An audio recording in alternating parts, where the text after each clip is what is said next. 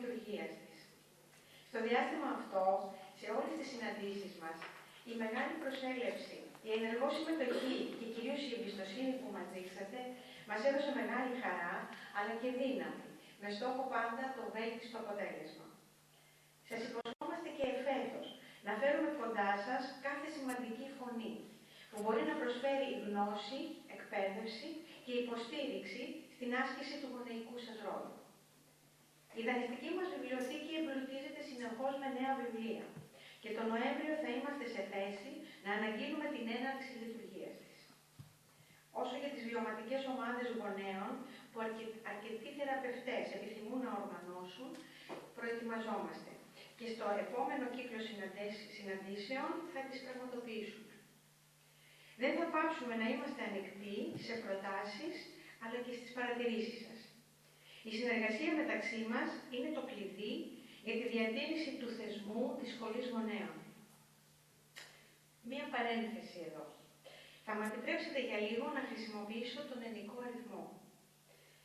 Σας ευχαριστώ προσωπικά για την αποδοχή και την εμπιστοσύνη σας. Ως οργανώτρια και υπεύθυνη της σχολής, μια διαφωνία που μου ζητήθηκε σχεδόν μεταφυσικά, βιώνω τη μοναδική εμπειρία να σας γνωρίσω καλύτερα, να σας αφουγκραστώ και να προσπαθήσω με σεβασμό να πλησιάσω τις ανάγκες σας. Η εθελοντική εργασία, η διακονία, δίνει φτερά στον άνθρωπο, πόσο μάλλον όταν αφιερώνεται σε ένα τόσο επικοδομητικό και ανθρωποκεντρικό έργο. Κλείνει η παρένθεση. Να επαναλάβουμε ήδη, όπως από την προηγούμενη συνάντηση, υπάρχει η δυνατότητα για όσους επιθυμούν να θέτουν τις ερωτήσεις τους και γραπτώς στο ειδικό έντυπο που θα σας δώσει η κυρία Θεοχάρη. Μην διστάσετε όμως και προφορικά να μας εκφράσετε τις απορίες σας και τους προβληματισμούς σας. Με πολύ χαρά φιλοξενούμε σήμερα στο Ίδρυμα Τιμιακού Πολιτισμού για δεύτερη φορά την αγαπητή κυρία Σοφία Δορμπαράκη, την ομιλήτρια η οποία άνοιξε τον κύκλο συναντήσεων της Σχολής Γονέων Τίνου τον περασμένο Ιανουάριο. Η κυρία Δορμπαράκη γεννήθηκε στον Πειραιά, σπούδασε νεοελληνική φιλολογία στο Πανεπιστήμιο Αθηνών και δίδαξε επί 30 χρόνια ως φιλόλογος σε σχολεία της δευτεροβάθμιας εκπαίδευσης. Επιπρόσθετα, ασχολήθηκε με θέματα ψυχολογίας και αγωγής της παιδικής και εφηβικής ηλικίας και διδάσκει σε σχολές γονέων διαφόρων μητροπόλεων στην Ελλάδα και την Κύπρο. Είναι πρεσβυτέρα του πρωτοπρεσβυτέρου της Ιεράς Μητροπόλεως Δημητριάδος πατρός Γεωργίου Δορμπαράκη και μητέρα 4 παιδιών. Σας ακούω.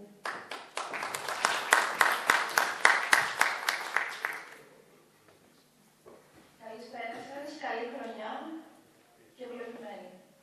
Χαίρομαι ιδιαίτερα που βρίσκομαι πάλι κοντά σας και ξεκινάω την τρίτη κατά σειρά της φετινής χρονιάς, αλλά πρώτη κατά σειρά του χρόνου αυτού ομιλία. Και πιστέψτε με, τη χρονιά αυτή σας παρακολουθούσα μέσα από την ιστοσελίδα της Μητροπόλεως, παρακολουθούσα την πορεία της Σχολής Γονέων, γιατί πιστεύω ότι κατέθεσα και εγώ με την εναρκτήρια εδώ ομιλία μου ένα κομμάτι της καρδιάς μου και την επιθυμία μου να πάνε όλα καλά. Και μαζί με τη Σχολή Γονέων, πάνω απ' όλα να πάνε καλά και οι οικογένειες και οι γονείς που βρίσκονται σε αυτό το ευλογημένο νησί. Ευχαριστώ για μία ακόμα φορά για την πρόσκληση που μου έκανε η Μητρόπολη μέσω του Αρχιερατικού και της κυρίας Παξεβάνη, η οποία είναι εδώ υπεύθυνη. Και το θέμα το οποίο θα ακούσουμε σήμερα, θα διαπραγματευτώ, είναι τι θέλουν τα παιδιά από τους γονείς τους. Είναι ένα ερώτημα που βασανίζει κάθε πατέρα και μητέρα όταν αναλαμβάνει το επίπονο έργο της αγωγής των παιδιών του και έρχεται αντιμέτωπος με τις καθημερινές ανάγκες και τα συγκεκριμένα προβλήματα. Τον βασανίζει αυτό το ερώτημα, διότι μπορεί να είναι μορφωμένος ο γονιός, να καμαρώνει για τα πτυχία και τις γνώσεις του στον επαγγελματικό τομέα, όμως δεν πάβει να νιώθει ανέτοιμος για το ρόλο του ως γονιός και ανεπαρκής, τη στιγμή κατά την οποία δεν προετοιμάζεται κανείς συστηματικά για να γίνει πατέρας ή μητέρα και δεν αποφυτά από καμιά σχολεία, κανένα πανεπιστήμιο γονέων. Αν ρωτήσουμε ένα μικρό παιδάκι τι θέλει από τους γονείς του, ίσως μας απαντήσει ότι θέλει να του κάνουν όλα τα χατήρια, να το αφήνουν να βλέπει πιο πολύ τηλεόραση, να τρώει τα αγαπημένα του γλυκά και πατατάκια, να του αγοράζουν τα παιχνίδια που επιθυμεί, να το πηγαίνουν συνεχώς στο Λούνα Πάρκ. Αν ρωτήσουμε έναν έφηβο, ίσως μας απαντήσει ότι αυτό που θέλει από τους γονείς του είναι να τον αφήσουν ήσυχο, να κάνει αυτό που εκείνος θέλει.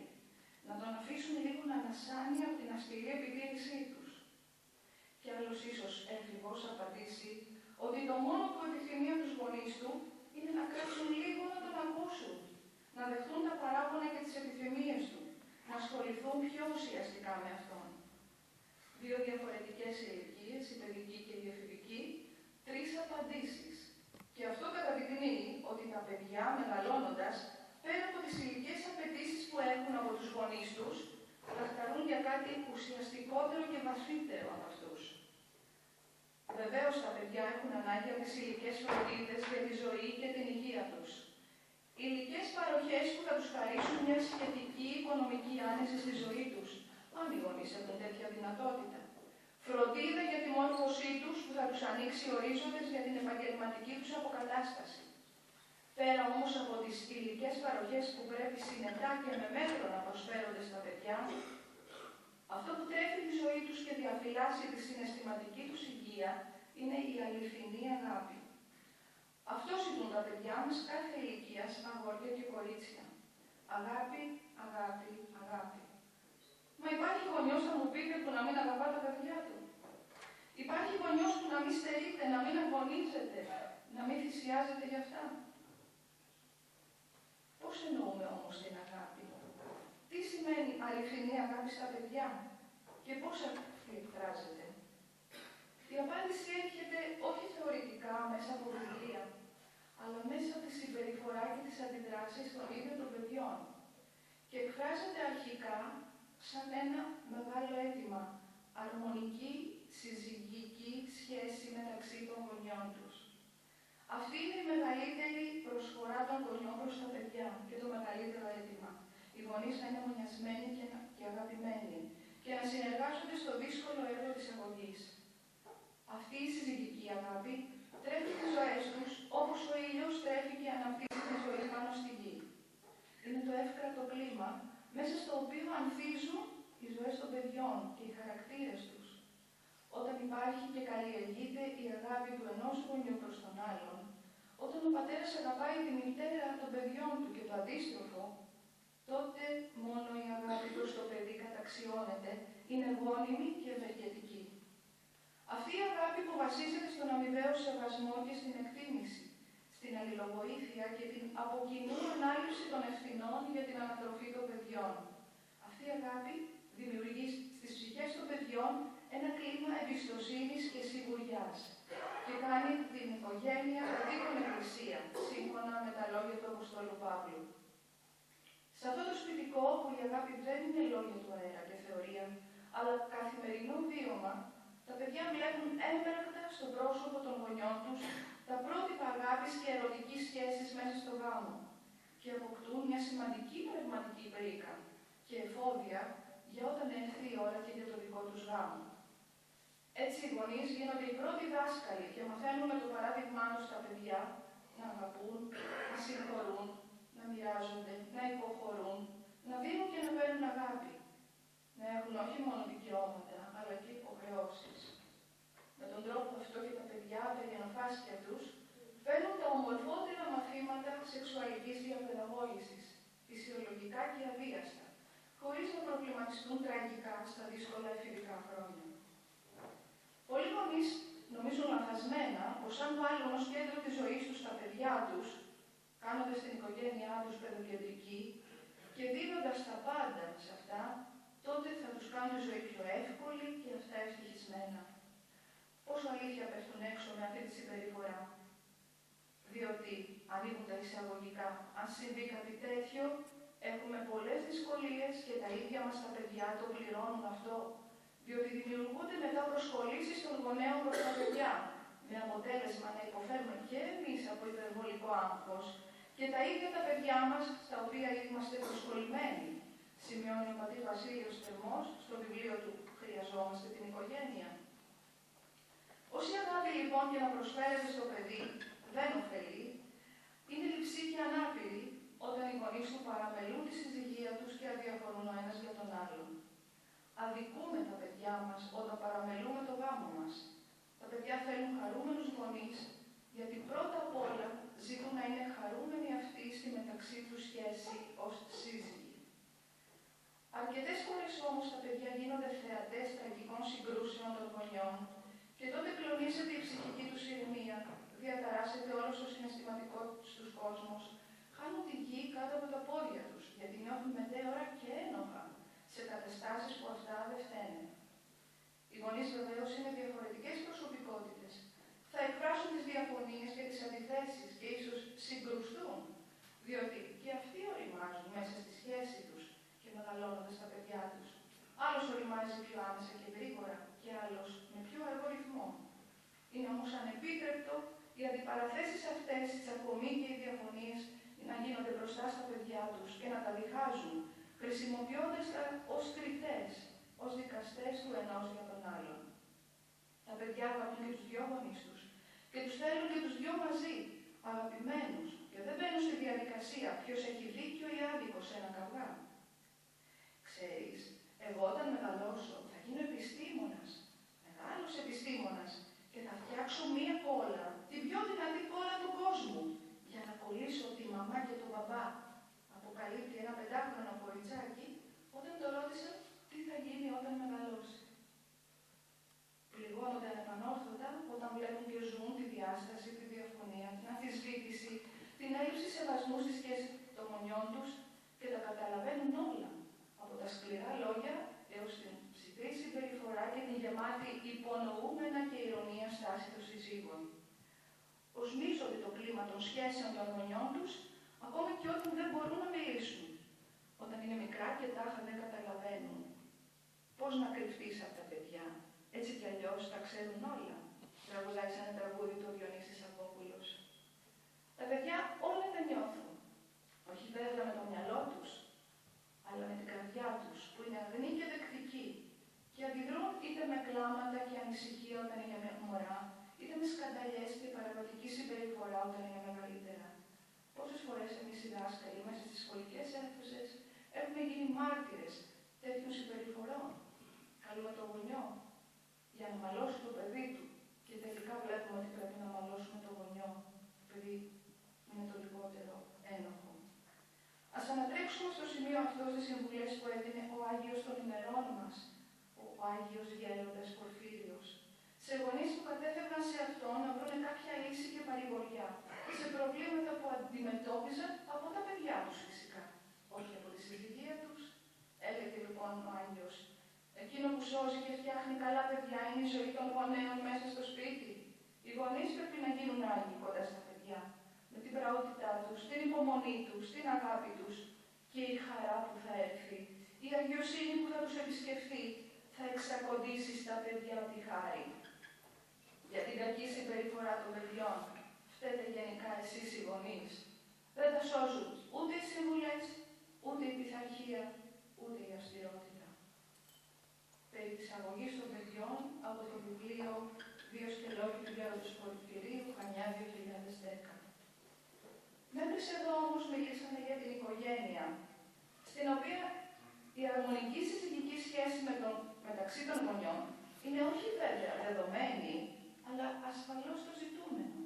Είναι ένας καθημερινός αγώνας, όπου οι σύζυγοι προσπαθούν να αντιμετωπίσουν και να συρρικνώσουν τον εγωισμό τους, τις όποιες διαφορές του χαρακτήρα τους και τα λάθη τους, και μέσα από μια σωστή ή υποτυπώδη επικοινωνία να υποχωρούν, να τα βρίσκουν και να συνεχίζουν την κοινή τους πορεία, γιατί υπάρχει αληθινή αγάπη.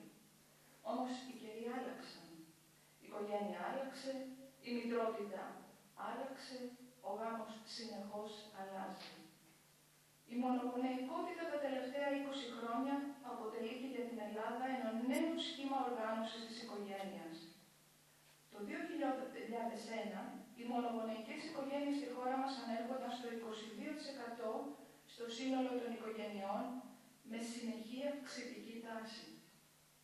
Σύμφωνα με μελέτες, Αυτή η αύξηση των μονογονεϊκών οικογενειών οφείλεται όχι τόσο στη χειρία, η οποία ήταν συχνότερη στις προηγούμενες δεκαετίες λόγω των πολέμων και των ασθενειών, αλλά στην αύξηση των διαζυγίων και στο φαινόμενο η γυναίκα να αναλαμβάνει μόνη της την ανατροφή του παιδιού της, ως άγαμη μητέρα, είτε διότι την εγκατέλειψε ο σύντροφος και πατέρας του παιδιού της, είτε διότι η ίδια το επέλεξε να αποκτήσει παιδί χωρίς να δεσμευτεί με τα δεσμά του γάμου. Στη σημερινή λοιπόν πραγματικότητα της οικογένειας, μήπως πετάμε στα σύννεφα όταν μιλάμε για αρμονική συζυγία ή έστω και για συζυγία? Μήπως η πραγματικότητα μας ξεπερνά και εμείς επιμένουμε σε σχήματα του παρελθόντος, όπως είναι η παραδοσιακή πυρηνική οικογένεια, όπως την δίδαξε ο Χριστός και μας την παρέδωσε η παράδοσή μας? Ασφαλώς δεν υποστηρίζουμε και δεν επικροτούμε μια τέτοια άποψη, διότι η αφετηρία μας είναι ο νόμος του Θεού, είναι το Ευαγγέλιο, η πίστη μας στο μυστήριο του γάμου, το οποίο είναι μέγα μυστήριο, και όχι στο τι κάνει ο κόσμος, τι κάνουν οι πολλοί, τι είναι της μόδας ή τι θεσπίζει η σύγχρονη νομοθεσία της Ευρώπης και της Αμερικής. Από την άλλη δεν κρίνουμε τα πρόσωπα, τα οποία ως ενήλικοι επιλέγουν σήμερα να ζήσουν με τον α ή β τρόπο και οδηγούνται στο διαζύγιο για να ζήσουν χωριστά, είτε αρχίζοντας τη ζωή τους από την αρχή. Παρόλο που όλα τα διαζύγια δεν έχουν αρνητικές και μόνιμες συνέπειες, κάποια είναι αναπόφευκτα και είναι επανθομολογούμενο ότι το διαζύγιο βέβαια είναι μια περίοδος έντονου ψυχικού πόνου και ψυχικής και πρακτικής αναδιοργάνωσης, πρέπει να προσέξουμε ιδιαίτερα τα παιδιά. Ο Άγιος Ιωάννης ο Χρυσόστομος, τόσους αιώνες πριν, είχε εντοπίσει αυτό το μεγάλο πρόβλημα. Τότε που δεν υπήρχαν βέβαια διαζύγια τόσο συνηθισμένα. Και σημείωνε σε μια του ομιλία, όπως ακριβώς όταν οι κυβερνήτες των πλοίων κάνουν στάση, σταματάνε τη δουλειά. Τότε συμμετέχουν στους κινδύνους και οι συνταξιδιώτες και είναι μοιραίο να βυθιστεί το πλοίο μαζί με το πλήρωμα. Έτσι λοιπόν και εδώ, όταν ο άντρας και η γυναίκα βρίσκονται σε διχόνοια και διάσταση, είναι φυσικό να συμμετέχουν στα κακά και τα υπόλοιπα μέλη της οικογένειας, όπως είναι τα παιδιά. Γι' αυτό λοιπόν προσοχή στα παιδιά. Προσοχή στις συγκρούσεις που προηγούνται του διαζυγίου, οι οποίες συνήθως είναι αρκετά ισχυρές. Και για όνομα του Θεού, τα παιδιά δεν πρέπει να γίνονται όμοιροι ανάμεσα στους γονείς, για να εκδικηθεί ο ένας τον άλλον, να εξευτελίσει τη μάνα ή τον πατέρα τους ή να τον παρουσιάσει ως τέρας σε εισαγωγικά για να τα σώσει σε εισαγωγικά από τον άλλο γονέα. Θα δείτε βέβαια υπάρχουν περιπτώσεις ακραίες, περιπτώσεις πολύ σοβαρές, δεν μιλάμε για αυτές, όπου πρέπει να επέμβει η ίδια δικαιοσύνη.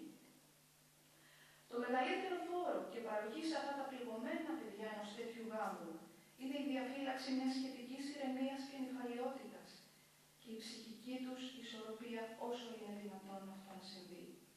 Περισσότερο από ποτέ τα παιδιά σε αυτές τις περιπτώσεις έχουν ανάγκη και τους δυο τους γονείς, οι οποίοι μπορεί να μην είναι πια σύζυγοι, αλλά μέχρι το τέλος της ζωής τους θα είναι οι γονείς τους και θα συνεχίσουν να τα αγαπούν και να νοιάζονται για αυτά.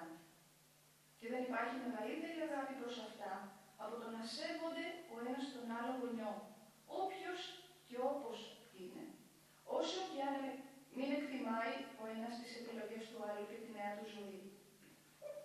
Πόσο μπορεί ένα παιδί να απομακρυνθεί από το ιδεατό σχήμα «προέρχομαι από δύο σπουδαίους γονείς που αγαπιούνται και με αγαπάνε», σημειώνει η ψυχοθεραπεύτρια Δίνα Πετροπούλου στο εξαιρετικό άρθρο της «Η αποδυνάμωση του πατρικού προτύπου στη μετά το διαζύγιο οικογένεια», σε ένα βιβλίο που κυκλοφορείται «Οικογένεια σε κρίση».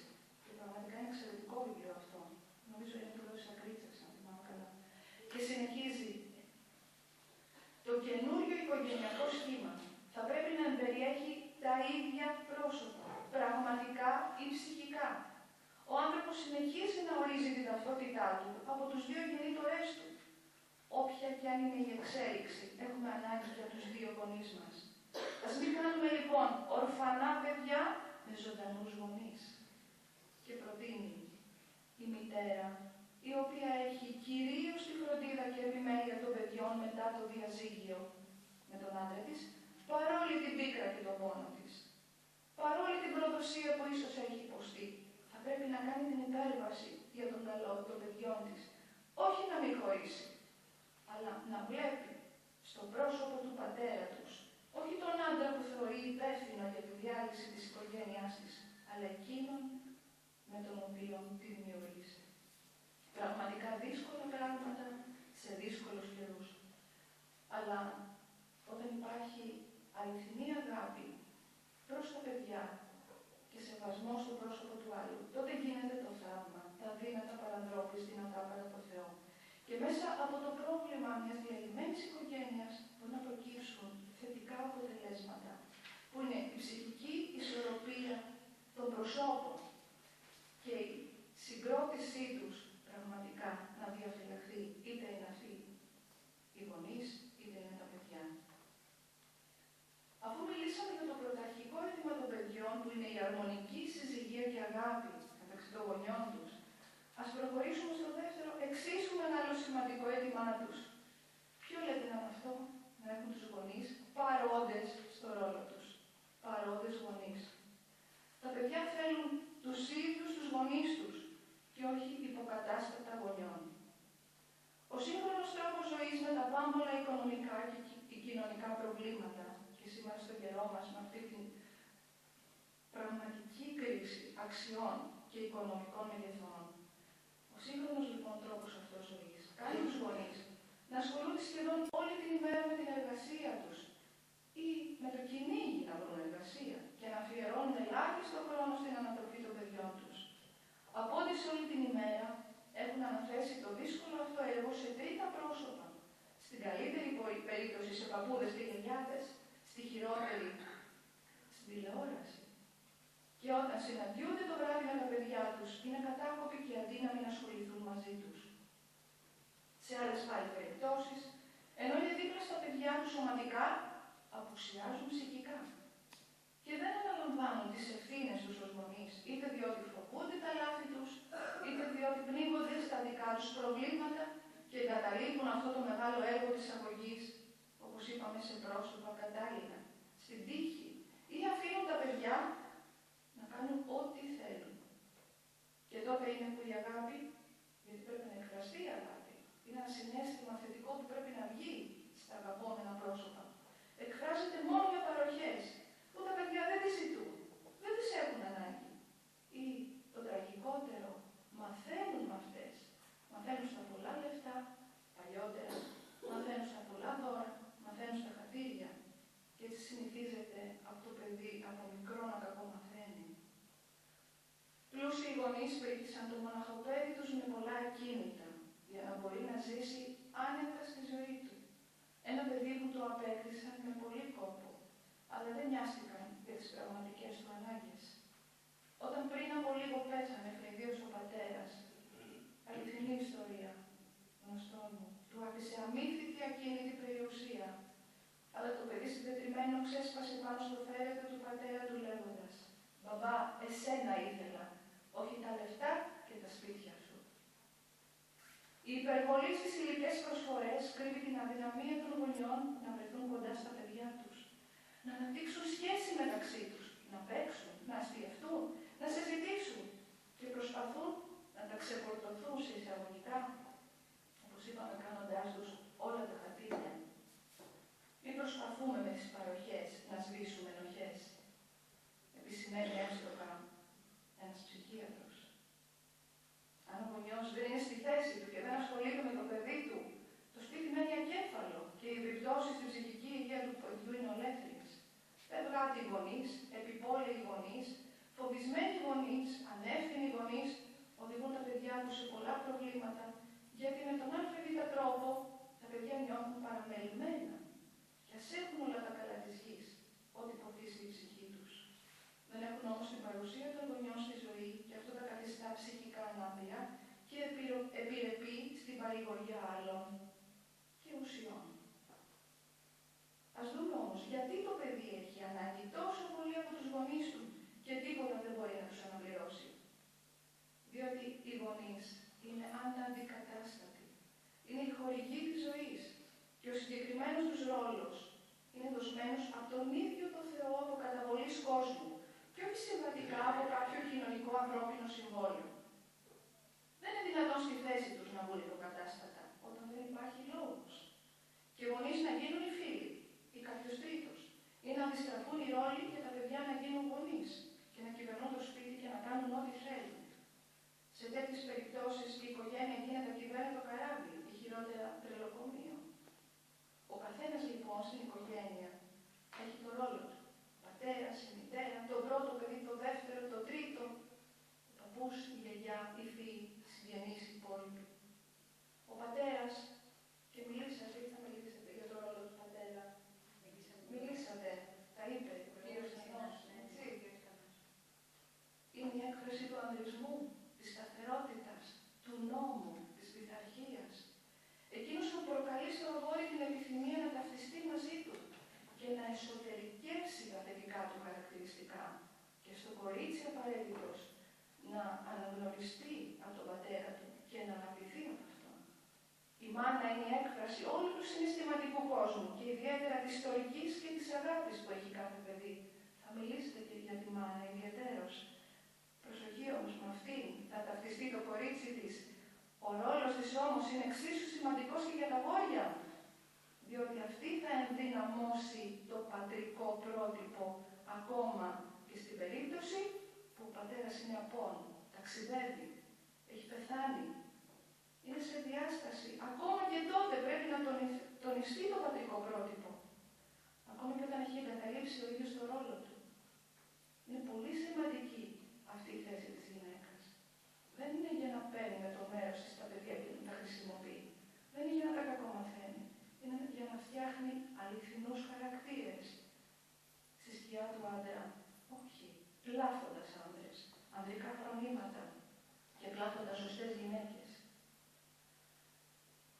Και οι δύο λοιπόν μαζί γονείς, ως υπεύθυνες και όριμες προσωπικότητες, έχουν χρέος να παραμένουν για πάντα γονείς, ακόμα και όταν ζουν χωριστά, συνεπείς στις υποχρεώσεις τους που είναι η ανατροφή και η ορίμαση των παιδιών τους.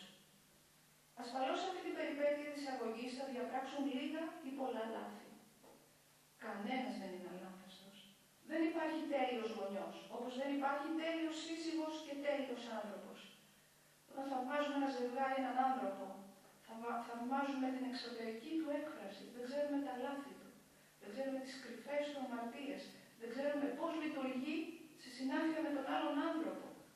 Καμαρώνουμε ένα ζευγάρι, καμαρώνουμε μια οικογένεια. Μην λέμε επενδυτικά λόγια για αυτούς. Προσευχή να ξεστομίζουμε, να τους δυναμώνει αυτός να συνεχίζουν. Γιατί ο διάβολος παραδοκεί, και ιδιαίτερα στα παιδιά μας. Δεν υπάρχει λοιπόν τέλειος άνθρωπος. Η τελειότητα ανήκει στο Θεό. Στους ανθρώπους η μετριότητα και η προσπάθεια. Οι γονείς όμως, ως υπεύθυνες προσωπικότητες, οι συνειδητοί γονείς, έχουν υποχρέωση να κάνουν την αυτοκριτική τους και όπου έσφαλαν να επανορθούν. Και τα παιδιά, παρόλο που είναι αυστηροί κριτές, συγχωρούν αμέσως τα πρόσωπα που αγαπούν. Κρατήστε το αυτό. Τον παπά και τη μαμά τους συγχωρούν όταν καταλάβουν ότι το λάθος έγινε όχι από κακή πρόθεση, αλλά από λανθασμένο χειρισμό. Όταν φάει ξύλο το παιδάκι και ξέρει γιατί το έφαγε το ξύλο, όχι για να εκτονωθεί ο μπαμπάς, αλλά ήταν μια στιγμή που έπρεπε. Ο έσχατος χειρισμός για να πάλι μυαλό, ξεστομίζει μπαμπά μ' αγαπάς. Δεν είναι δυνατόν ποτέ ο γονιός μετά να μην αγκαλιάσει το παιδί του, όχι αμέσως. Αργότερα, βλέπετε το παιδί όταν νιώθει συναισθηματικά γεμάτο, δεν έχει ανάγκη από καμιά επιβεβαίωση. Το παιδί δεν αδικεί τους γονείς του που το αγαπούν, αδικεί αυτούς που το κοροϊδεύουν. Πόσα παιδιά παλιότερων εποχών έφαγαν πολύ ξύλο από τους γονείς τους για να γίνουν σωστοί άνθρωποι, εισαγωγικά. Ότι το ξύλο πίστευαν ότι βγήκε από τον παράδεισο. Όταν μεγάλωσαν, δικαιολόγησαν τους γονείς τους. Όχι γιατί συμφώνησαν με το πολύ ξύλο που έφαγαν, αυτή τη μέθοδο της σωματικής της τιμωρίας, αλλά διότι ως μεγάλη πια και οι γονείς κατάλαβαν ότι η αγάπη των γονιών και η λαχτάρα τους να τους προστατεύσει από το κακό τους οδήγησε σε αυτή τη συμπεριφορά και όχι η διάθεσή τους να τους ταπεινώσει και να τους εξευτελίσει. Μην φοβόμαστε λοιπόν τα λάθη οι γονείς. Τα λάθη είναι για τους ανθρώπους. Ας ρισκάρουμε λίγο και ας κάνουμε λάθη. Ας δούμε όμως αναλυτικά τι σημαίνει να είσαι γονιός και πόσο γονιός είναι παρόν στο ρόλο. Πρώτον, με το να μάθεις το παιδί του από νωρίς, από πολύ μικρό, ότι εκτός από δικαιώματα έχει και υποχρεώσεις. Εκτός από το θέλω υπάρχει και το πρέπει. Αυτό μας ενοχλεί λίγο. Έχουμε μάθει να ζητάμε, να θέλουμε, μικρή μεγάλη. Και αυτό τι είναι? Είναι μικρές υποχρεώσεις και καλές συνήθειες, τις οποίες διδάσκεται το παιδί από την κούνια του. Απλές στην αρχή, πιο σύνθετες αργότερα, που το βοηθούν στην ομαλή κοινωνικοποίησή του. Όταν το παιδάκι από μικρό μάθει να έχει κάποιο πρόγραμμα στη ζωή του, να κοιμάται στο κρεβάτι του και όχι στο κρεβάτι των γονιών του. Πολύ βασικό. Να φροντίζει τα πράγματά του, να πλένει τα δόντια του, να τρώει μόνο του στο τραπέζι και όχι να περιμένει να το ταΐσουν οι γονείς του. Πάνω από τα 2, όταν αρχίζει και χρησιμοποιεί και το κουτάλι, τότε θα συνηθίσει και θα μάθει τα πιο πνευματικά και δύσκολα. Όπως να συγκρατεί το θυμό του, να μην βρίζει, να μην κατηγορεί. Όταν από μικρό διδαχθεί να κάνει το σταυρό του, να λέει την προσευχή του, να πηγαίνει στην εκκλησία, να αγαπάει το αδελφάκι του, να του δίνει τα παιχνίδια του, τότε μεγαλώνοντας θα κατανοήσει τη σημασία της συγχωρητικότητας και της συνεργασίας. Διότι όταν ο άνθρωπος από πολύ μικρός μάθει να σέβεται και να τηρεί τις υποχρεώσεις του μέσα στην οικογένεια, δεν θα δυσκολευτεί στις σχολικές του υποχρεώσεις και δεν θα περιμένουν να του γράψουν τις εργασίες του σχολείου οι γονείς ή το φροντιστήριο. Το ίδιο και ο έφηβος θα προσαρμοστεί ευκολότερα στα ζόρια της προετοιμασίας του για το πανεπιστήμιο και για τις σπουδές του και αργότερα στις υποχρεώσεις της στρατιωτικής του θητείας. Πόσο ζορίζονται τα παιδιά μας σήμερα όταν για μισό χρόνο, για 1 χρόνο πηγαίνουν να εκπληρώσουν αυτό το καθήκον. Παλιότερα ήταν αγώνιστα τα παιδιά. 3 χρόνια πήγαιναν. Και κανείς, γιατί περνούσαν καλύτερα προφανώς στο στρατό από ό,τι στο σπίτι τους και τρώγαν. Δύσκολοι καιροί τότε, δύσκολοι και σήμερα, οι δυσκολίες διαφορετικές. Και πάλι στην επαγγελματική του αποκατάσταση, στη σταδιοδρομία του και στα προβλήματα της προσωπικής του ζωής, τότε δεν θα μείνει για πάντα ανώριμος έφηβος, ακόμα και όταν είναι 50 ή 60 χρονών.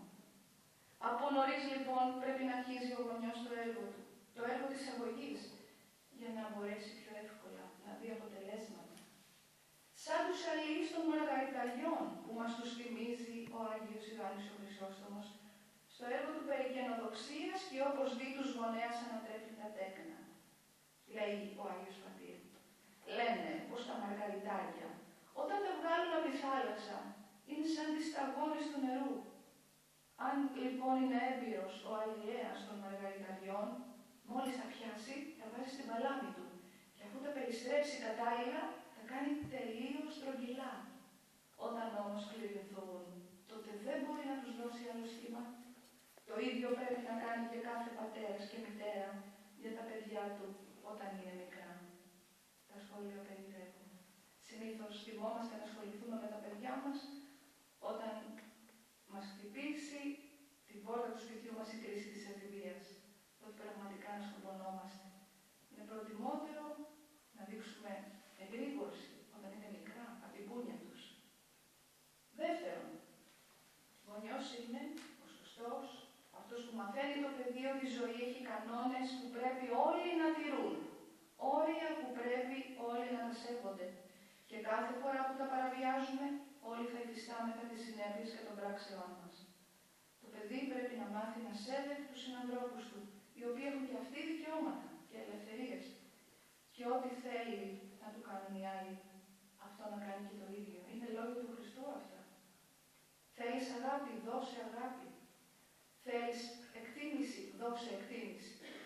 Με τον τρόπο αυτό διδάσκεται το παιδί στην ετοιμότητα, στην εργατικότητα, στην υπευθυνότητα, αρετές που είναι η μεγαλύτερη πρίκα για τη ζωή του Και όπως είπαμε πριν, όχι τα σπίτια και τα χρήματα.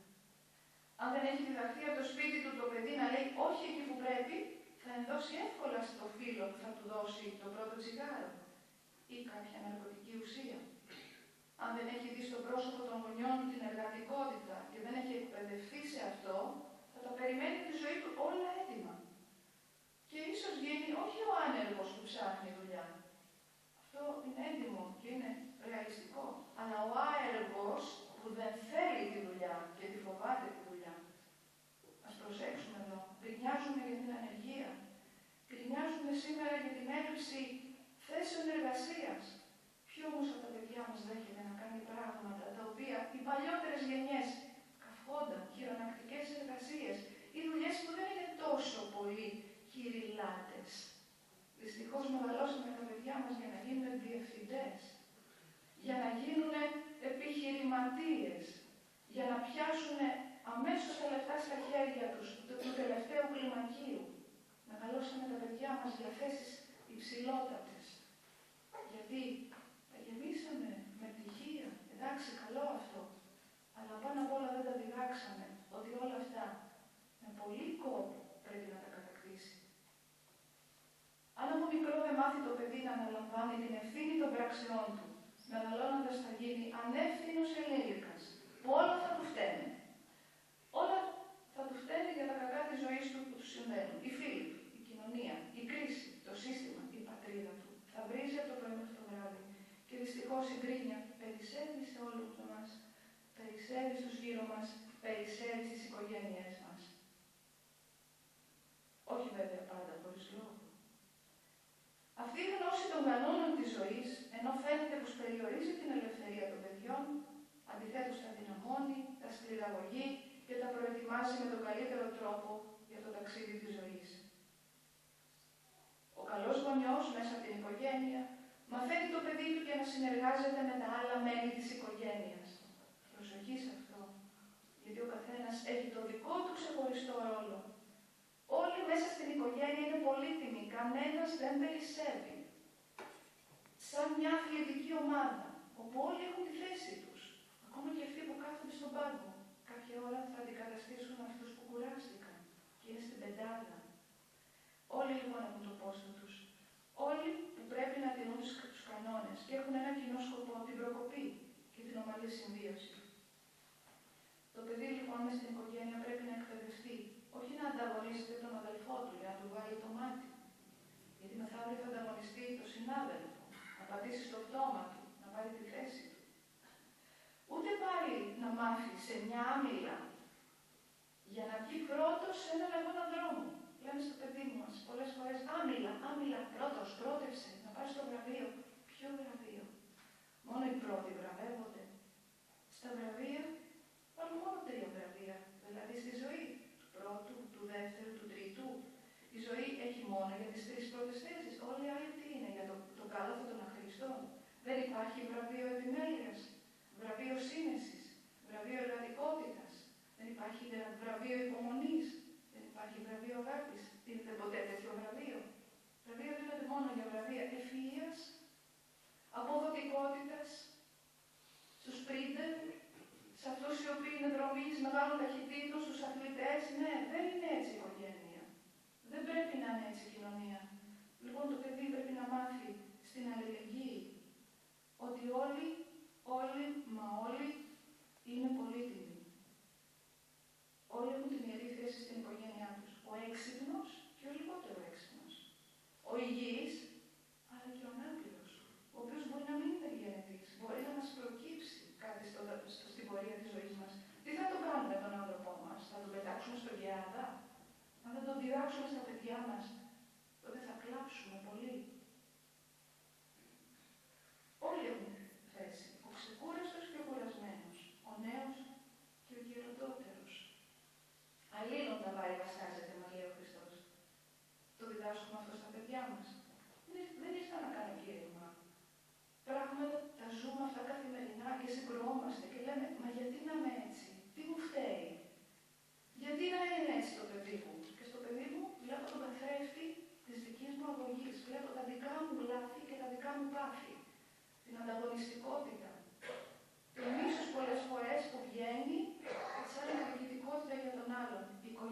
δεν πρέπει να είναι αυτό το πράγμα. Πρέπει να διδάξει λοιπόν την αληθινή αγάπη στα παιδιά.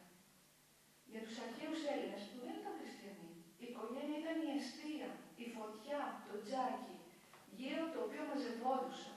Η εστία μου λέμε, το τζάκι μου.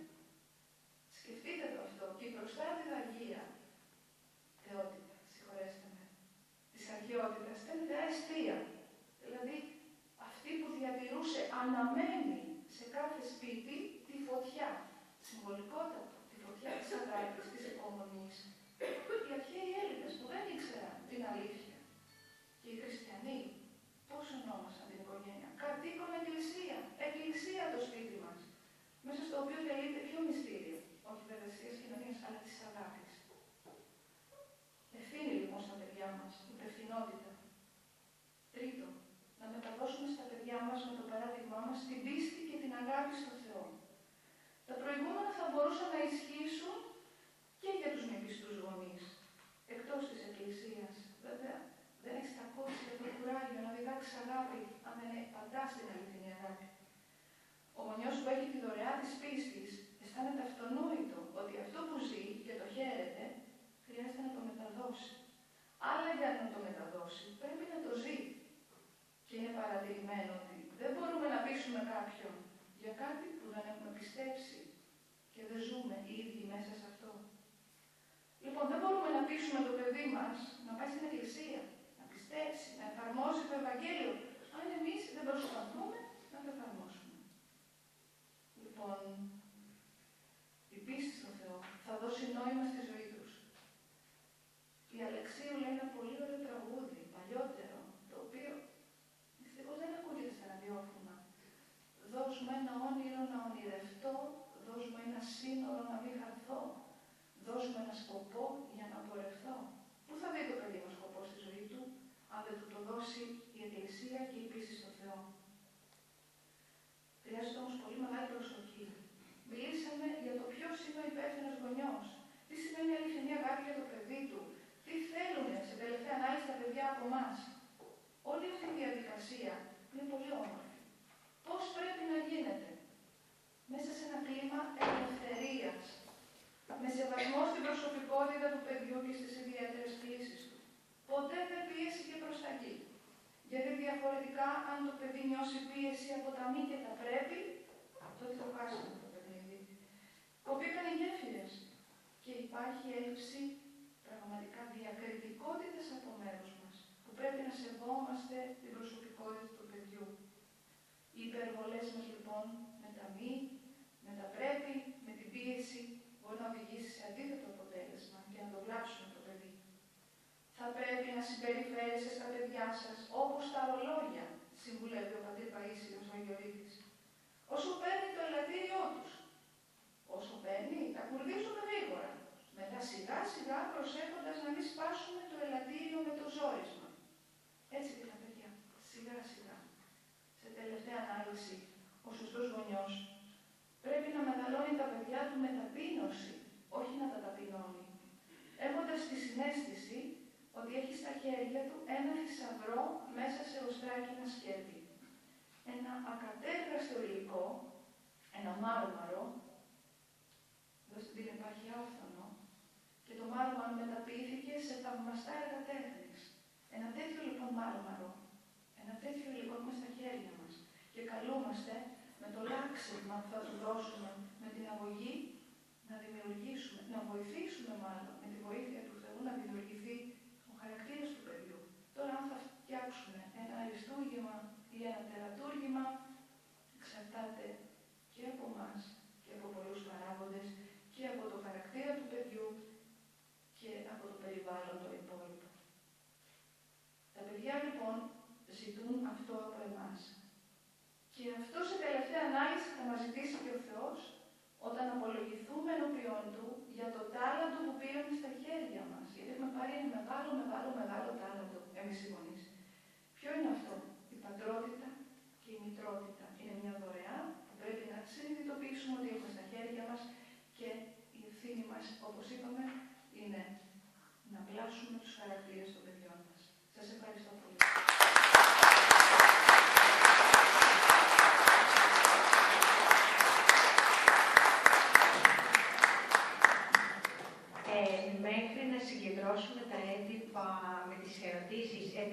κάποιος να κάνει προφορικά αυτή τη στιγμή κάποια ερώτηση? Θλίψης, απεσιοδοξίας, δεν ξέρω αν το κατάφερα. Όλοι είμαστε στον ίδιο παρανομαστή. Είμαστε ευάλωτοι σε κακά τα οποία με την απερισκεψία μας μπορούμε να δημιουργήσουμε. Είμαστε παθόντες κακών που έχουμε δημιουργήσει με την άσχημη συμπεριφορά μας, τις ελλείψεις μας, την άγνοιά μας. Η ζωή κυλάει, είναι μπροστά. Ερχόμαστε λοιπόν εδώ, όχι για να νιώσουμε τόσο ενοχές, γιατί η ενοχή είναι ένα συναίσθημα που πρέπει να βγει και να εξομολογηθεί. Είναι για να πάρουμε αποφάσεις για το τι θα κάνουμε από εδώ και πέρα. Και πιστεύω ότι είναι μια πρόκληση αυτό που γίνεται στις σχολές γονέων, όχι μόνο για τους ακροατές, αλλά και για τους ομιλητές. Κάθε φορά, εγώ σκέφτομαι, όχι διδάσκω, δάσκαλοι που δίδασκες και νόμο δεν είναι κράτης. Είναι ένα μάντρωμα, αυτό το οποίο πραγματικά αναγκάζεται ο κάθε ομιλητής να πει, γιατί δεν λέει ειδικά του πράγματα. Λέει τα πορίσματα της επιστήμης, λέει την εμπειρία της Εκκλησίας, λέει τον λόγο του Θεού, ο καθένας αυτή να γύρω σκοπιά. Λοιπόν, να εξηγηθώ ότι εδώ ερχόμενοι, το κλίμα θέλω να είναι, όχι θέλω, επιδιώκουμε όλοι να είναι θετικό. Από εδώ και πέρα που πρέπει να γίνει. Γιατί αν φύγουμε όλοι με ενοχικά συναισθήματα, εδώ δεν πήγα καλά, είναι επισήμανση ότι εδώ δεν πήγα καλά. Από εδώ και πέρα όμως τι κάνουμε. Το αύριο. Το οποίο αύριο ευχόμαστε να μας το δώσει ο Θεός. Έχουμε το τώρα. Επομένως το τώρα και το αύριο. Λοιπόν, έχουμε αρκετές ερωτήσεις. Ξεκινάμε. Τι ευθύνες έχουν οι γονείς για ένα ζωηρό και υπερκινητικό παιδί που δεν μπορεί να υπακούσει σε κανόνες? Λοιπόν, κάθε παιδάκι έχει το δικό του χαρακτήρα. Άλλα παιδιά είναι εύκολα, άλλα είναι δύσκολα. Δεν είναι όλα σε μία κλίνη προκρούστρια, έτσι ο προκρούστης θα έχουμε τα έργα κατά τα δικά του μέτρα. Λοιπόν, άλλο παιδάκι θα είναι πιο ήρεμο, άλλο παιδί θα είναι πιο υπερκινητικό, πιο σκανταλιάδικο. Η παιδική ηλικία είναι δύσκολη. Η ηλικία είναι ζωηρά τα παιδιά και έτσι πρέπει να είναι. Βέβαια, η υπερκινητικότητα είναι ένα πρόβλημα που αντιμετωπίζουν σήμερα οι γονείς, γιατί δεν εκτονώνονται τα παιδιά σε χώρους, ιδιαίτερα στις πόλεις. Στις πόλεις το αντιμετωπίζουμε πάρα πολύ. Και εκτονώνονται στο σχολείο. Λοιπόν, εκεί πέρα θέλει μεγάλη υπομονή και επιμονή. Χωρίς να απογοητεύεται ο γονιός, σιγά σιγά να έχει υπομονή. Τα αποτελέσματα έρχονται μακροπρόθεσμα. Δεν σημαίνει ότι με το που κάνεις μια παρατήρηση το παιδάκι θα ηρεμήσει. Η εμπειρία μας λέει και ως δάσκαλοι και ως γονείς ότι θέλει χρόνο το παιδί. Θυμηθείτε τη δική σας ζωή, θυμηθείτε τα δικά σας χρόνια ή ακούστε τους γονείς σας πως ήσασταν παιδιά. Να πω και κάτι που μου έκανε εντύπωση. Οι γονείς λέει πριν τεκνοποιήσουν, υποστηρίζουν πάρα πολύ ότι έχει τρομερή επίδραση στην αγωγή των παιδιών η αγωγή. Όταν κάνω παιδιά θα κάνω τέλεια. Η αγωγή που θα τους δώσω ήταν καταπληκτική. Η κληρονομικότητα δεν έχει καμία επίδραση. Τη βάζουν στο καλάθι των αχρήστων. Όταν γίνονται γονείς και τρώνε στα μούτρα, την πόρτα, τρώνε, ταπεινώνονται, τότε λένε η αγωγή δεν έχει μεγάλη σημασία. Η κληρονομικότητα είναι μάλλον. Δεν ξέρω να γράφουνε. Μοιάζει του πατέρα σου, μοιάζει του παππού σου και ξετράβουμε όλα τα σόγια για να δούμε σε τι μοιάζει το παιδί. Λοιπόν, κάπου στη μέση είναι η αλήθεια, παίρνουμε ένα υλικό το οποίο είναι ακατέργαστο. Το παιδάκι, βέβαια, ξεκάθαρα θα μοιάσει. Οι δύο γεννήτωρες είναι οι γονείς. Επομένως και η κληρονομικότητα παίζει ένα μεγάλο ρόλο, ποσοστό μεγάλο, εντάξει, πάνω εκεί όμως θα πλάσουμε το χαρακτήρα, τα θετικά, τα αρνητικά, υπομονή και κουράγιο και επιμονή. Πώς πρέπει να αντιμετωπίζουν οι γονείς ένα παιδί αρνητικό με τη μάθηση? Αρνητικό με τη μάθηση. Τώρα δεν ξέρω σε ποια ηλικία, παιδική ηλικία, εφηβική ηλικία. Η μάθηση είναι πικρές οι ρίζες, γλυκή η καρπή. Άντε να πείσεις τώρα ένα παιδί, το οποίο είναι γεννημένο για να παίζει, παιδί ίσον παιχνίδι, παιδί ίσον παίζω. Ότι πρέπει να πάει στο σχολείο, να παρακολουθήσει από την πρώτη δημοτικού ένα 7ωρο κοπιαστικό.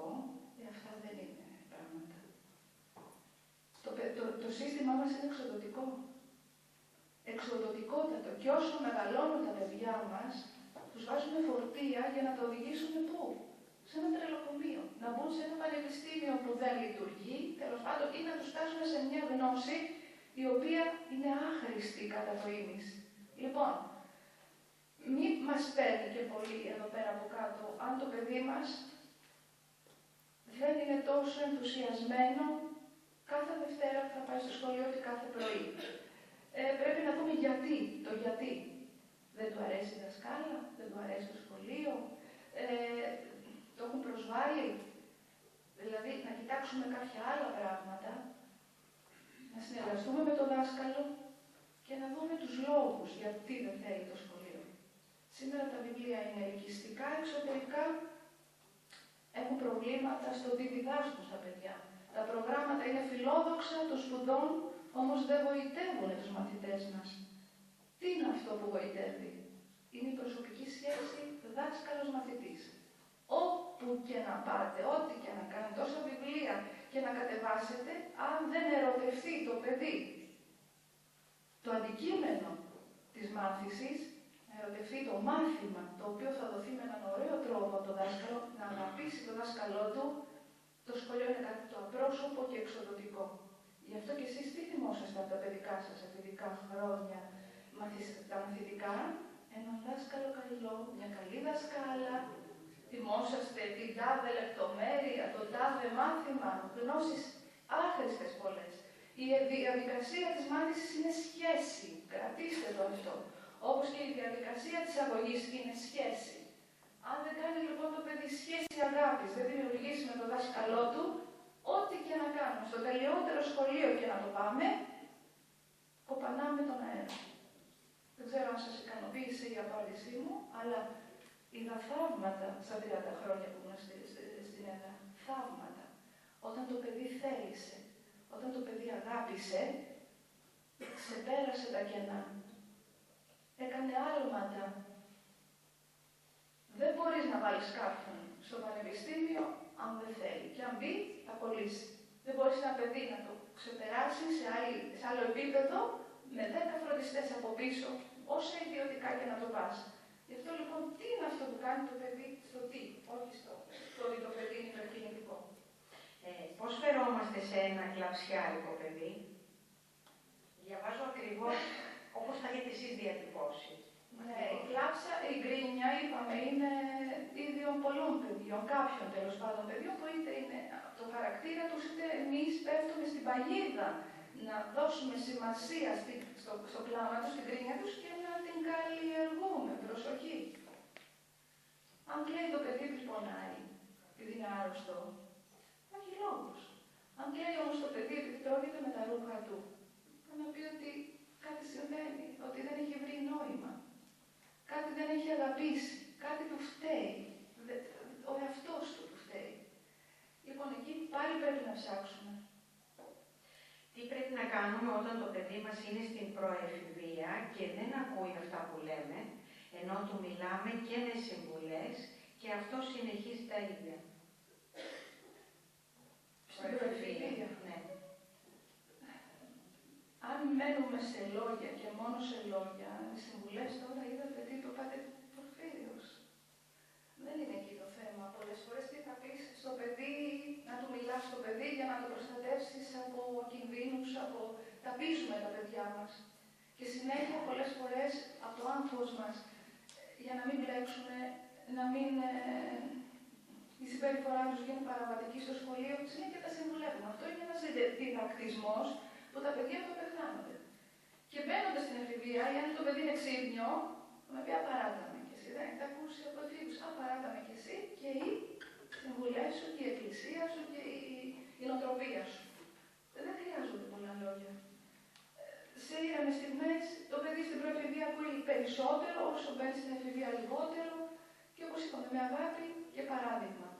Και να μιλάμε στο Θεό για το παιδί μας, να προσευχόμαστε, γι' αυτό είπαμε. Αν δεν έχει δει το παιδί να προσεύχει για τους γονείς του, και χρειάζεται πολύ προσευχή και όταν είναι μικρό, να το προστατεύει.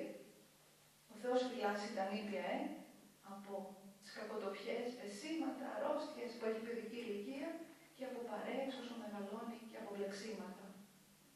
Γιατί δεν βλέπουν τα κακά παιδιά. Βλέπουν τα ευαίσθητα παιδιά. Ας το προσέξουμε αυτό. Δεν βλέπουν τα παιδιά τα οποία είναι μαγκάκια. Αυτά ξέρουν να προστατεύονται, να ελύσσονται. Βλέπουν τα παιδιά τα οποία δεν έχουν αυτοεκτίμηση υψηλή. Και να προσπαθήσουμε να μην τα εξουθενώνουμε τα παιδιά μας. Εκεί.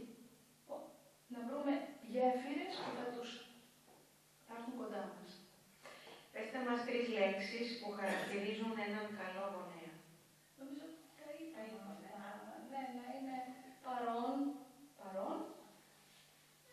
να έχει αγάπη πάνω απ' όλα και να είναι καλός σύζυγος. Δεν ξέρω, πάτε εσείς και από την περίληψη, ό,τι άλλο θα μπορούσε να πει. Η αρμονική συζυγική σχέση, αν χαθεί, σε ποια ηλικία επηρεάζει περισσότερο τα παιδιά? Όταν είναι 5 ετών, 15, και 40, γιατί όχι και τώρα. Δεν είμαι ειδική να πω αυτά τα πράγματα. Ένας ψυχίατρος, ψυχολόγος θα μπορούσε να δώσει. Αλλά από ό,τι κοσμίζομαι, λίγο στην εφηβεία τα πράγματα πρέπει να είναι πολύ ζώστερα. Γιατί τότε ο έφηβος θα χρειάζεται να συγκρουστεί με τον πατέρα του, όταν είναι αγόρι ιδιαίτερα. Η σύγκρουση με τον πατέρα, μην τη φοβόσαστε, είναι θετικότατη. Ρωτήστε και τους ψυχολόγους που θα έρθουν εδώ. Και θα έχετε άλλους ψυχολόγους. Όταν συγκρουστεί το παιδί μέσα στο σπίτι του με τον πατέρα του, να τρίβετε λέει τα χέρια σας. Το έχω ακούσει και μα για όνομα του. Πρέπει να συγκρουστεί με τον πατέρα του το αγόρι. Ναι, λέει, γιατί αν δεν συγκρουστεί με τον πατέρα του, θα συγκρουστεί με το σύστημα, θα συγκρουστεί με τον νόμο, θα συγκρουστεί με εξωτερικούς παραγόντες έξω από το σπίτι. Έχει ανάγκη το παιδί, το πρότυπο στο οποίο πάει να ταυτιστεί με το φίλο του, να γίνει άντρας, το βλέπει στον πατέρα. Όμως θέλει να φτιάξει το δικό του εαυτό, τη δική του προσωπικότητα. Θέλει να τον απορρίψει, να τον διαλύσει, να τον συντρίψει για να πάρει τα θετικά του μέσα του. Είναι μια διαδικασία ορίμασης. Επιτρέψτε στα παιδιά σας να συγκρουστούν μαζί σας. Όπως και οι κόρες να συγκρουστούν με τη μαμά. Δεν ακούτε, εγώ δεν έχω κορίτσια, έχω κόρια, αλλά πολλές φίλες μου λένε μαλλιοτραβιόμαστε στην εφηβεία. Πω τι ωραίο πράγμα. Άκουσα που το είπε πνευματικός. Λέω, μα πόσο μπροστά πρέπει να είναι αυτός ο άνθρωπος. Θα τα βρείτε γρήγορα. Άστε με λίγο να μαλλιοτραβηθείτε. Θα τα βρείτε σε 2-3 χρόνια. Δώσε τόπο στην οργή. Ξέρει τις απόψεις σου. Κάτσε δίπλα της. Με υπομονή. Προσευχήσου για αυτή. Δώσε περιθώρια στο παιδί σου πάνω σου να βγάλει όλα του τα νεύρα. Την απόρριψη. Δεν ξέρω αν βοήθησα, αλλά στην εφηβεία νομίζω ότι άμα χάσει το πρότυπο του πατέρα της μητέρας στο παιδί, εκεί είναι λίγο δύσκολα τα πράγματα. Στην ηλικία 14, 12, 15, 17 ετών. Εδώ έχουμε ακόμα μια ερώτηση για την εφηβεία. Τόσο αργά είναι να αλλάξει τα πράγματα αφού αντιμετωπίσεις το πρόβλημα στην εφηβεία? Αργά, αν ξεκινήσει να αντιμετωπίσει τα προβλήματα στην εφηβεία, είναι πιο δύσκολα πιστεύω. Πιο δύσκολα. Ποτέ δεν είναι αργά. Όσο είμαστε στη ζωή, ποτέ δεν είναι αργά. Θα σας πω και κάτι. Δεν προλαβαίνεις, το άκουσα και το πραγματικά με συγκλώνησε. Ένα παιδί δεν πρόλαβε να ζητήσει συγγνώμη από τον πατέρα του και πέθανε. Και του είπε ο πνευματικός του, πήγαινε πάνω από τον τάφο του και μίλησέ του. Σ' ακούει. Και θα έχεις εκείνη την ώρα ασφαλώς, όχι το σώμα του. Συμβολικά θα έχεις εκείνη την ώρα τον πατέρα σου μπροστά. Θα λυτρωθείς. Και το έκανε και ένιωσε τόσο καλά. Ακούνε οι άνθρωποι. Καταλαβαίνουνε. Ο κόσμος το λέει θετική ενέργεια. Χημεία.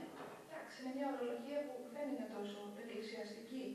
Εμείς το λέμε διάθεση ψυχής. Καλοί λογισμοί. Λοιπόν, ας μάθουμε αυτό το πράγμα, ότι δεν είναι ποτέ αργά. Θα κουραστούμε βέβαια όταν στην εφηβεία κοιτάμε να μαζέψουμε λουλιά, όταν δεν μας ακούει, πρέπει να ταπεινωθούμε περισσότερο, αλλά να σας πω και κάτι. Όταν έχεις αρχίσει από νωρίς και σου βγαίνει το πρόβλημα χωρίς να το περιμένεις, δεν είναι σκληρό. Τότε σε ταλανίζει ο εγωισμός, μα εγώ ήμουν εντάξει. Μα εγώ ξεκίνησα την αγωγή του παιδιού από το, όχι στο παραπέντε, από την κοιλιά μέσα. Είναι τόσοι παράγοντες απρόβλεπτοι που μπαίνουν στη ζωή του ανθρώπου και επιτρέπει ο Θεός αλλαγές, όχι για να πούμε δοξάστε μας, έχουμε τελειότητα, είπαμε, για να γίνουμε καλύτεροι. Επομένως, εγώ πιστεύω ότι στο συγκεκριμένο πρόβλημα, στη συγκεκριμένη συγκεκριμένη συγκυρία, με τα συγκεκριμένα πρόσωπα, ιδού νυν καιρός ευπρόσδεκτος, ιδού νυν μέρος σωτηρίας. Εδώ είναι το πρόβλημα, σε να σκοποθούν. Και καλό θα είναι από πιο νωρίς, να μας βοηθήσει. Ένα παιδάκι στρωμένο είναι πολύ πιο εύκολο να συνεννοηθεί μαζί μας. Δεν μου πείτε τώρα ότι ο Παπαξηρός που έχει τα παιδιά του στη φυλακή και ταλαιπωρείται, παπαδοπαίδια ήταν αυτοί οι άνθρωποι.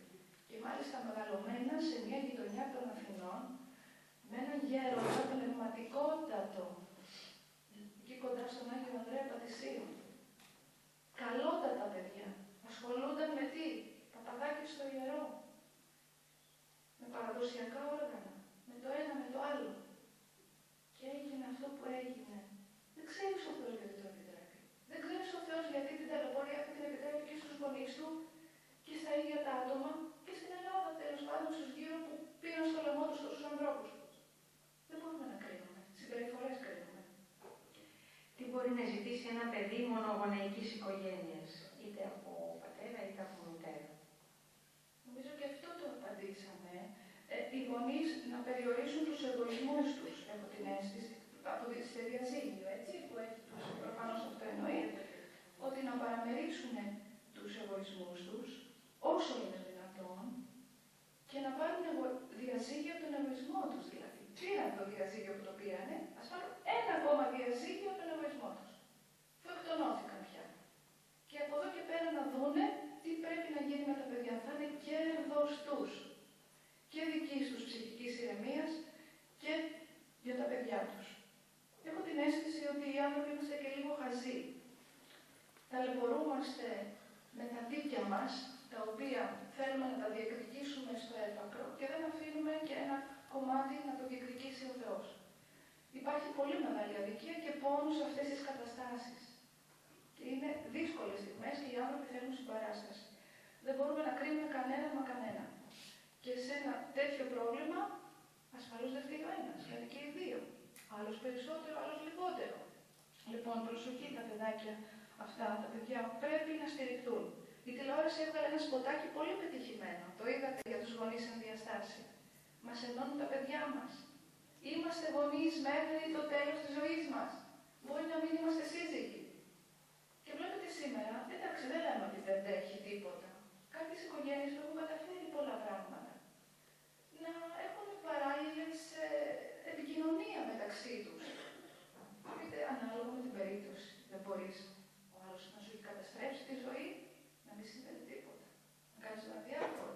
Τουλάχιστον να μην εξευτελίζεις, να περιορίζεις τις προσβλητικές κουβέντες για χατήρι του παιδιού σου. Το παιδί έχει ανάγκη και τους δύο γονείς. Και τους δύο.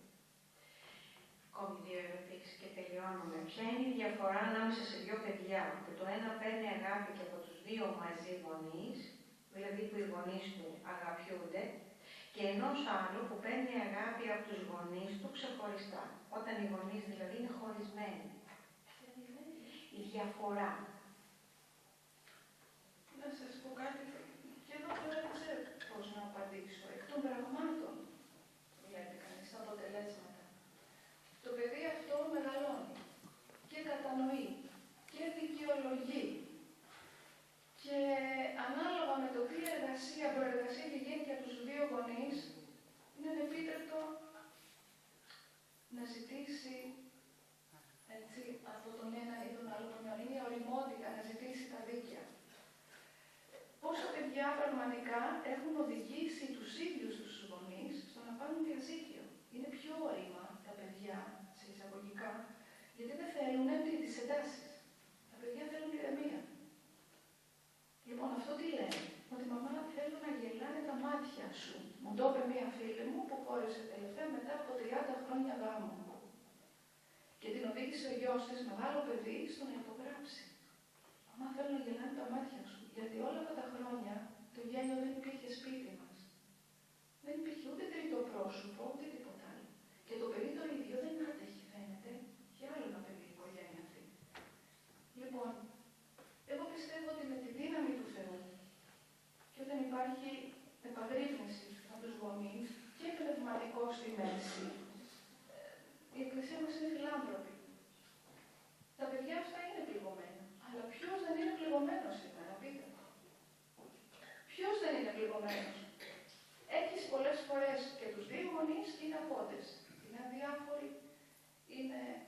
υποκριτές, με παράλληλες σχέσεις, είναι καλύτερο αυτό? Που βλέπετε ο πατέρας έχει τη φιλενάδα, η μητέρα έχει το φίλο, τα παιδιά μαθαίνουν σε αυτή την οτροπία, είναι ανεντιμότατο αυτό. Μαθαίνουν στις παράλληλες σχέσεις, δεν σημαίνει τίποτα. Όχι, δεν συμβαίνει τίποτα. Το διαζύγιο είναι λύτρωση, είναι ξεκαθάρισμα πολλές φορές, είναι πραγματικά η Εκκλησία. Δεν είμαστε απάνθρωποι, το βλέπουμε. Καλό δεν είναι να μην γίνεται. Αλλά όταν υπάρχει τέτοιο πράγμα κατά οικονομία, υπάρχουν αυτές τις καταστάσεις. Οι πνευματικοί σας εξάλλου μπορούν να σας στηρίξουν, να σας βοηθήσουν σε αυτά τα πράγματα. Τα παιδιά λοιπόν οριμάζουν και τα παιδιά οσμίζονται, καταλαβαίνουν ότι ο γονιός είναι και σε εκείνο σε μια πορεία ορίμανσης. Μέχρι να πεθάνουμε, οριμάζουμε κι εμείς. Και η τελευταία ερώτηση που θεωρώ ότι είναι πολύ σημαντική.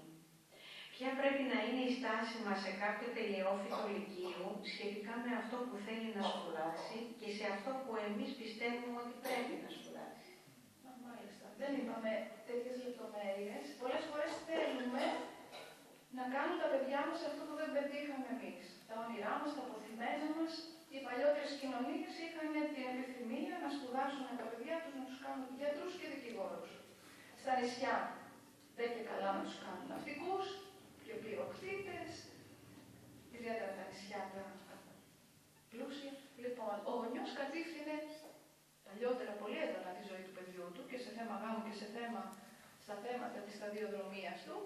Σήμερα θα έλεγε κανείς ότι κάνει ένα ψυχολογικό πόλεμο, ενώ αφήνει το παιδί μου κάνει ό,τι θέλει. Αλλά και αραδιάζει τα αρνητικά για να καταρρύψει αυτό που θέλει το παιδί του. Αυτό είναι ανεπίτρεπτο. Το παιδί μας έχει τις άλλες δυνατότητες, το βλέπουμε από την επίδοσή του στο σχολείο, από τα ταλέντα του. Τις αλφα αντοχές, δεν είναι όλοι και γιατροί, δεν είναι όλοι να γίνουν επιστήμονες και πρέπει να τους σεβαστούμε αυτό. Και θα έλεγε κανείς, δεν πρέπει να το προστατεύσω, την ανεργία. Περίμενε κανείς πριν 4-5 χρόνια ότι η πολιτική μηχανική θα είναι το πρώτο επάγγελμα που θα έχει την ανεργία εν Ελλάδη? Θα περίμενε κανείς ότι οι αρχιτέκτονες θα πεινάγανε? Θα μεταναστεύανε για να βρουν δουλειά στο εξωτερικό?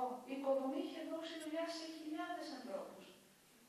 Δεν ξέρω, διορθώστε με αν είναι έτσι. Πρέπει να αφήσουμε τα παιδιά μας.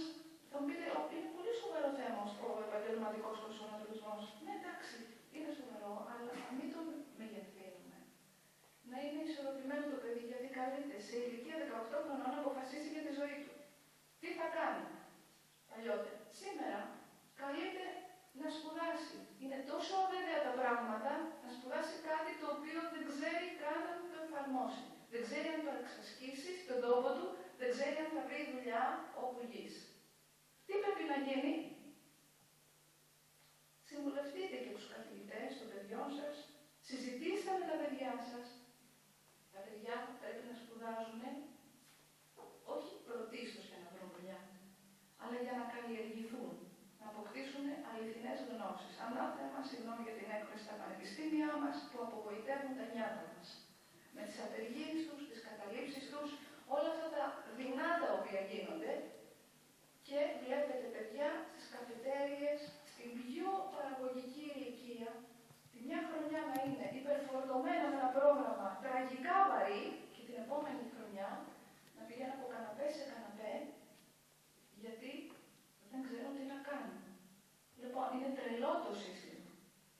Ας σπουδάσουν τα παιδιά αυτό που θέλουν, αλλά να τα βοηθήσουμε λίγο σε ένα τομέα. Να είναι εφικτό, αν δεν μπορούμε οικονομικά να τα στηρίξουμε αυτό. Σήμερα η οικογένεια ταλαιπωρείται οικονομικά. Δεν μπορούν οι οικογένειες να σπουδάσουν τα παιδιά τους σε επαρχιακές πόλεις. Εδώ στη επαρχία αναγκαστικά θα πάνε στην Αθήνα. Όσο γίνεται πιο κοντά επιλέγουν στον τόπο κατοικίας και το κατανοούν τα παιδιά. Έχουν χαμηλώσει τον πύχη. Παπά, μαμά, ναι, καταλαβαίνω, δεν θα δηλώσω την Πάτρα, γιατί είναι μακριά από το σπίτι μας. Θα δηλώσω μόνο Αθήνα, θα δηλώσω μόνο Θεσσαλονίκη. Παιδιά, βλέπετε, καταλαβαίνουν. Μην θέλουμε λοιπόν να τα εξοντώσουμε με όνειρα τα οποία κάναμε εμείς, δεν τα πραγματοποιήσαμε και θέλουμε να τα δούμε στα παιδιά μας. Τα παιδιά μας πρέπει να τα δούμε προσωπικότητες ολοκληρωμένες, ισορροπημένα παιδιά. Αυτό είναι το πρώτο. Να τους δώσουμε ιδανικά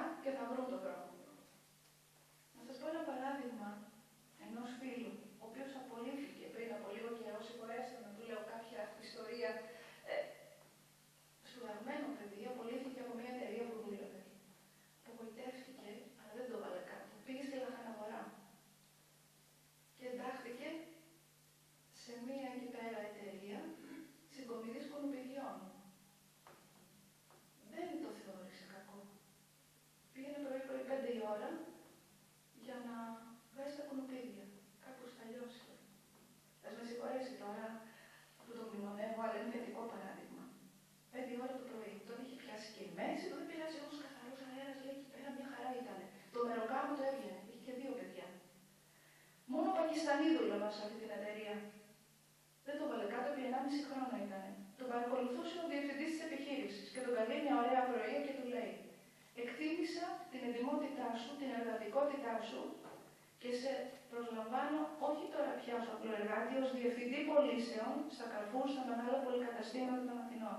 Είσαι αυτός που θα βάζεις τα κουνουπίδια στα ράφια, όχι εσύ ο ίδιος, θα έχεις όλους τους άλλους από κάτω. Με δικό σου αυτοκίνητο και πολύ καλό μισθό. Λοιπόν, το παιδί αυτό έβαλε την ουρά στα σκέλια και είπε: τώρα πρέπει να δουλέψω. Το ότι ήμουν σπουδαγμένος και σπούδασα ναυτιλιακά και με απέλυσε η εταιρεία μου, εντάξει, πρέπει να ζήσω τα παιδιά μου. Και βρήκε μια διέξοδο. Πρέπει να μάθουμε στα παιδιά μας να είναι προσγειωμένα, να αλλάζουν, όχι προς το κακό, να λύσονται κοινωνικά, από την άποψη να αλλάζουν στυλ δουλειάς, να αλλάζουν, πώς να το πούμε, όνειρα, να εκμεταλλεύονται τις ευκαιρίες. Μην τα κάνουμε μπετονραμμένα. Εγώ θέλω να γίνω αυτό και ό,τι και να γίνει, εγώ θέλω να γίνω γιατρός. Μα δεν έχεις τις δυνατότητες, ρε παιδί μου, να γίνεις γιατρός. Πώς θα γίνεις γιατρός? Και γνωρίζουμε παιδιά που μπήκαν στην ιατρική με πόντους από άλλες ως αθλητές και κολλήσαν στο δεύτερο έτος. Μα δεν ήσουν γιατρός. Θέλεις να έχεις το ονόριο ότι είσαι γιατρός, αφού δεν μπορείς. Λοιπόν, ας τα βοηθήσουμε τα παιδιά μας με τον τρόπο αυτό. Κυρία Δρομαράκη, σας ευχαριστούμε πάρα πολύ από καρδιάς για αυτή την ομιλία. Ευχαριστούμε και εσάς. Μια ερώτηση. Βεβαίως. Βεβαίως. Έχω πάει σε πάρα πολλά σεμινάρια για να μάθουμε πώς μπορούμε να είμαστε καλοί γονείς. Δεν έχω δει σε κανένα σεμινάριο, σε κανένα, όλους τους καθηγητές και τους δασκάλους στο σχολείο μας. Αυτή τη στιγμή, όχι αυτή τη στιγμή, σε κάθε σεμινάριο είναι συγκεκριμένα 3-4 άτομα καθηγητές, δασκάλοι ήδη. Δεν έχουν αλλάξει. Έχουμε, δεν ξέρω πόσους καθηγητές και δασκάλους δίνουν αυτή τη στιγμή. Πάρα πολύ. Αν ερχόντουσαν η μισή από αυτούς να ακούσουν αυτά που είπε αυτή η γυναίκα, δεν θα έχουμε καθόλου λάθος αποτέλεσμα τα παιδιών μας σήμερα στην κλινική. Γιατί εμείς είμαστε γονείς, αλλά 7 ώρες την ημέρα θα εμπιστευόμαστε σε καθηγητές και σε δασκάλους, τα οποία παιδιά μας έχουν μάθει πολλά λάθος πράγματα από καθηγητές και από δασκάλους. Πάρα πολλά και το ξέρουμε όλοι εδώ μέσα τα προβλήματα που έχουμε αντιμετωπίσει πάρα πολλές φορές. Και στα σπίτια μας, γι' αυτό όπως αναγκάζεται, όχι αναγκάζεται, πιέζεται με κάποιο τρόπο να είναι όλοι παπάδες εδώ, θα ήθελα σαν γονέα να είναι και όλοι οι καθηγητές εδώ και οι δάσκαλοι για να ακούνε αυτά που λέτε εσείς. Γιατί θα μας λύνατε πάρα πολλά προβλήματα εμάς που μιλάμε στην οικογένεια εδώ. Είναι πάρα πολύ σημαντικό αυτό που σας λέω, γιατί έχουμε πολλά προβλήματα στην κοινωνία και σαν παιδιά και σαν γονείς θα αντιμετωπίζουμε πάρα πολύ. Είμαστε πιεστική κοινωνία. Και θέλουμε να. Και οι πολλοί καθηγητές και δάσκαλοι είναι και γονείς. Και αυτή τη στιγμή βλέπω 3 εδώ μέσα. Είναι 3 μόνο. Και έχουμε 50. Και έχουμε 50. Και αυτά που λέτε σε εμάς, δυστυχώς ο χαρακτήρας των παιδιών μας παίζει μεγάλο ρόλο και από τους καθηγητές είναι 7 ώρες μαζί τους. Και τους εμπιστευόμαστε. Μα επιτρέπετε, επειδή πατάω και σε αυτό το ρόλο και δεν θέλω να αδικήσω και τους συναδέλφους, επιτρέπετε. Ούτε θα πάρω και θα κάνω το συνήγορο του διαβόλου, έτσι. Ίσως νιώθουν μια αυτάρκεια, επειδή υποτίθεται ότι ξέρουν οι συνάδελφοι παιδαγωγικά πράγματα, έτσι, και γνώσεις έχουν παιδαγωγικές. Και δεύτερον, να καταθέσω εδώ πέρα το τι γίνεται σήμερα στην εκπαίδευση. Είναι πολύ κουρασμένοι οι καθηγητές, όπως και όλοι οι Έλληνες, γιατί ψυχικά είναι κουρασμένοι, έτσι, με όλα αυτά τα οποία συμβαίνουν και είναι αποδέκτες των προβλημάτων των οικογενειών μέσω των παιδιών. Τα παιδιά έχουν ζωγεύσει πάρα πολύ, τα προβλήματα της κοινωνίας βγαίνουν άγαρμα μέσα από τα παιδιά μας. Όσο πιο μικρά, τόσο πιο πολλά προβλήματα βγαίνουν με αυτόν τον αθώο άβολο χαρακτήρα τους, λοιπόν, και νιώθουν αποστραγγισμένοι, κουρασμένοι. Το κράτος τους έχει εγκαταλείψει από την άποψη ότι δεν κάνει σεμινάρια ψυχολογίας, παιδαγωγικά. Βγαίνεις από μια σχολή και σε αφήνει να κολυμπήσεις μόνος σου, ίσως θα πρέπει να γίνει μια προσέγγιση μέσω της Εκκλησίας, πιο εξειδικευμένη, αλλά δεν είναι μόνο το πρόβλημα της Τίνου. Εσείς δείτε, εδώ το βλέπετε, είναι γενικό και σε μεγαλοπόλεις, ξέρετε, αυτό συμβαίνει.